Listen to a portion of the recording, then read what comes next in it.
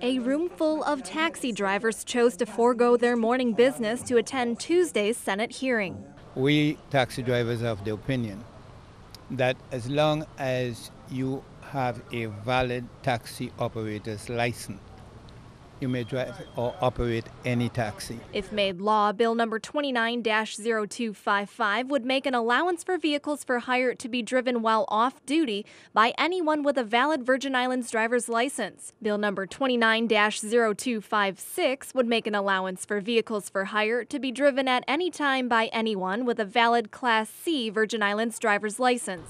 Unfortunately, the Taxi Cab Commission and its director, they are strongly against such a thing happening.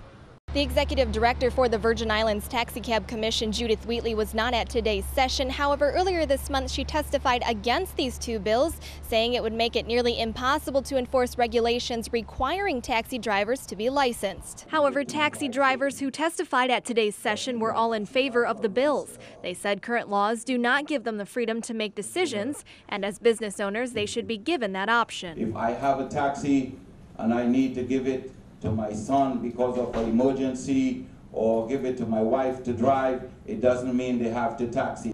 Taxi drivers here use their own vehicles, many for both work and personal use. Some testify that by turning off their on-duty sign, they're operating personal vehicles. There are visible mechanisms they could know from way down the road that the taxi is not available for hire. Senators believed a visible mechanism would address Wheatley's concerns about enforcement, but another issue was liability. That the liability in the event of anything would be that of the medallion holder. Bill number 29-0256 was approved, while Bill number 29-0255 will be held until June 21st to address amendments.